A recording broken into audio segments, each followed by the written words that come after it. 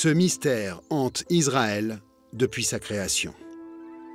Que sont devenus des centaines, peut-être des milliers d'enfants volatilisés au début des années 50? Ont-ils été enlevés et donnés à d'autres familles? Sont-ils morts? Ces questions taraudent Yossi Gamlieli. Dans le plus grand cimetière de Jérusalem, le vieil homme cherche à savoir si son frère, disparu quand il était nourrisson, est bien mort et enterré ici, comme l'affirme l'administration. On nous a dit que Yohanan a été enterré dans ce coin-là, il y a 70 ans. Yohanan serait enterré ici. Mais si on regarde, on voit que c'est la tombe de quelqu'un d'autre. Schindler Hanna. Ou encore Zvi Popper.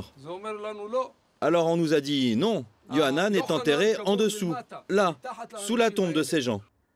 Mais Yossi ne croit pas à la version officielle de l'administration israélienne. Sur sa fiche à l'hôpital, il est marqué « renvoyé à la maison ». À la maison, entre guillemets. Puis, vers où? Avec 2 points d'interrogation. À la maison, chez nous, il n'est jamais arrivé. On ne sait pas où il est arrivé. On est dans le flou parce qu'il se peut qu'il soit mort, mais aussi qu'il ne soit pas mort. Lorsque son frère a disparu, la famille venait d'arriver en Israël, depuis le Yémen. L'enfant malade a été conduit à l'hôpital. Quelques jours plus tard, on a annoncé sa mort aux parents. Ils n'ont pas vu son corps. Ils ne l'ont pas enterré. Rien du tout. Ils ont posé des questions, bien sûr. On leur a répondu, on l'a enterré. Mes parents les ont crus. Mais ils ont commencé à avoir des doutes quand ils ont reçu 18 ans plus tard un ordre d'incorporation dans l'armée. Et après, l'affaire des enfants yéménites a éclaté. Et il s'est avéré qu'il y avait beaucoup de familles dans ce cas-là. Car Yossi ne recherche pas seulement la trace de son frère.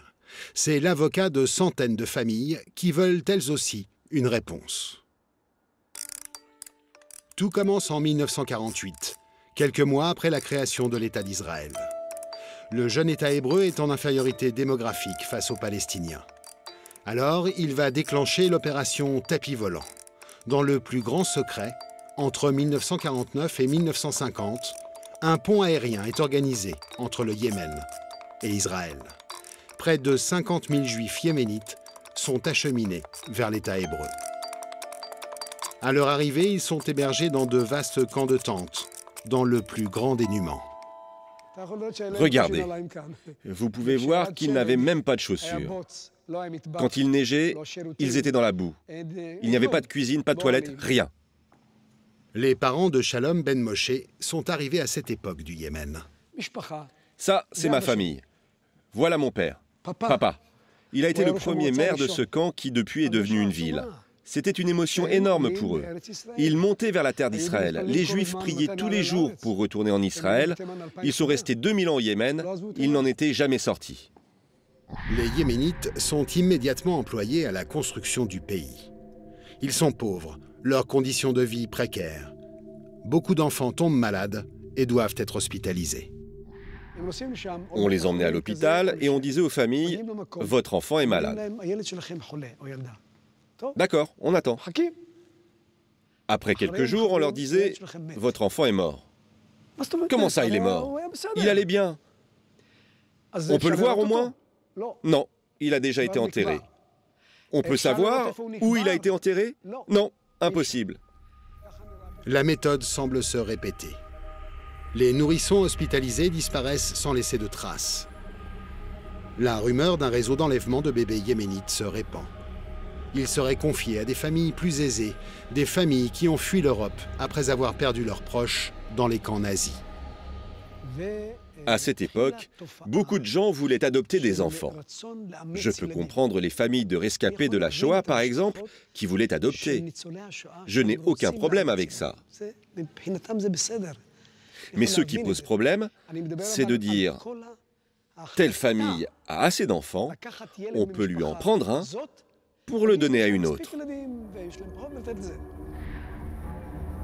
L'État israélien aurait-il orchestré l'enlèvement de ces enfants pour les faire adopter? En 30 ans, 3 commissions d'enquête se sont succédées sans jamais parvenir à répondre clairement à cette question. Pourtant, en septembre dernier, le gouvernement israélien a décidé de rouvrir le dossier. Le mystère autour de la disparition des enfants yéménites est peut-être sur le point de s'éclaircir. Une députée israélienne d'origine yéménite a obtenu l'ouverture des archives des commissions d'enquête, jusque-là interdites aux familles. J'ai présenté il y a quelques semaines une proposition de loi qui exige la publication exceptionnelle des dossiers d'adoption ouverts entre 1935 et 1965. De cette manière, les familles pourront savoir quel a été le destin des enfants adoptés. Autre mesure, une grande campagne de tests ADN pour croiser les empreintes des parents et des enfants. Ce jour-là, ils sont des centaines à venir effectuer un prélèvement de salive dans cette société spécialisée en généalogie. Ils ont apporté leurs actes de naissance et leurs vieilles photos. J'ai toujours su qu'il y avait au minimum 5 ou 6 000 enfants qui avaient été enlevés. Il n'y a pas une famille yéménite que j'ai rencontrée qui ne soit pas concernée. Pas une famille, soit un frère, soit une sœur. Il y a même des familles à qui ils ont enlevé 2 enfants. Zacharie a 93 ans. Il est parti du Yémen en 1948. Il recherche sa fille cadette, disparue quelques semaines après son arrivée en Israël et son installation dans un camp de réfugiés. Un jour, il y avait de très fortes pluies. Ils nous ont dit « On prend vos enfants malades et on les emmène à l'hôpital Rambam de Haïfa ». Au bout de 4 jours, ma femme a décidé d'aller rendre visite à notre fille.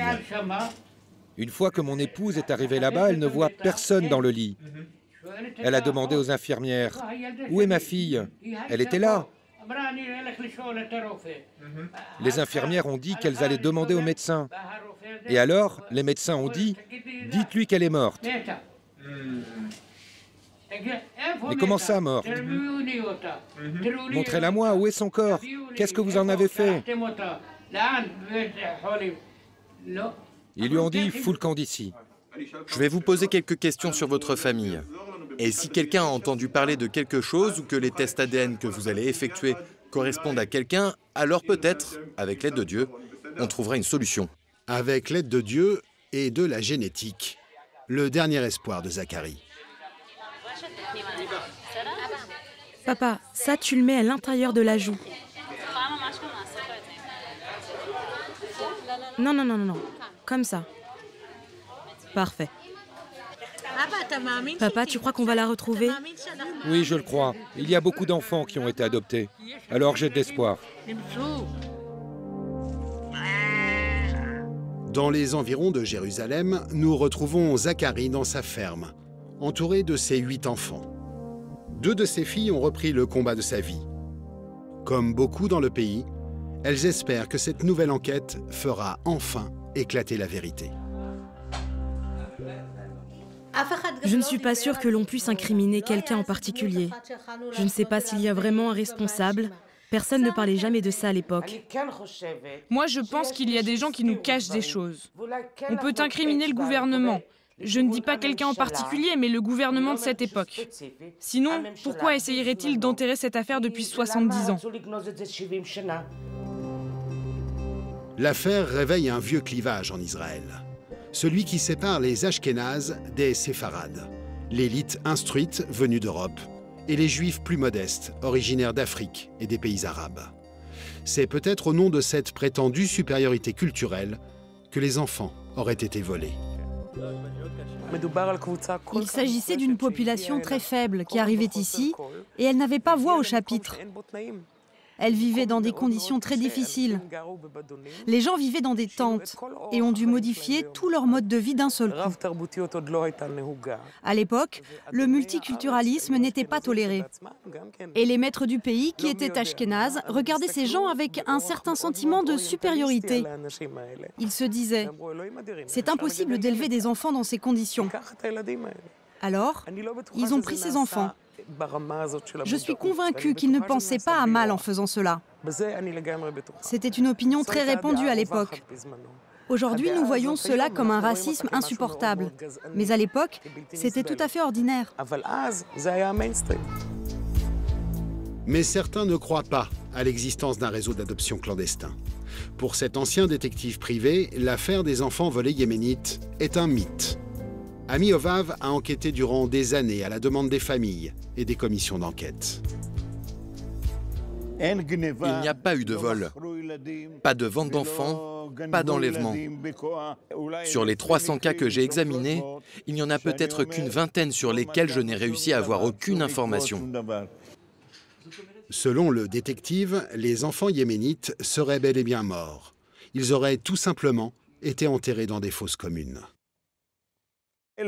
Dans bien des cas, quand des enfants mouraient à cette époque, on recherchait les parents, mais on ne parvenait pas toujours à les trouver, parce que les noms de famille étaient très longs et compliqués. On parle des années 49-50. L'État d'Israël avait seulement 1 an. Il n'était pas encore organisé. Il n'y avait pas de ministère digne de ce nom. C'était le désordre total. Un chaos administratif serait donc à l'origine de ce mystère qui empoisonne la mémoire collective d'Israël.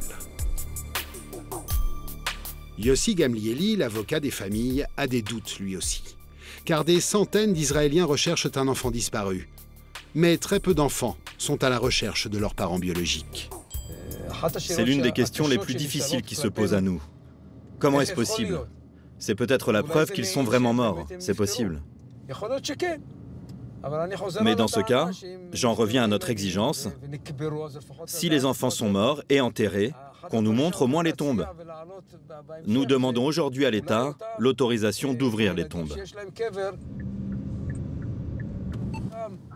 L'interview est interrompue par un appel. Une femme d'origine yéménite recherche son frère. Allô Yossi? Je vous appelle pour mon frère qui a disparu. D'après le directeur du ministère de l'Intérieur, il serait mort. Ah, il a été déclaré mort. Le mystère des enfants yéménites continue. Le test ADN de Zacharie n'a rien donné. Pour l'instant, parmi les 1000 Israéliens d'origine yéménite qui ont participé à l'enquête, une seule personne a retrouvé son frère.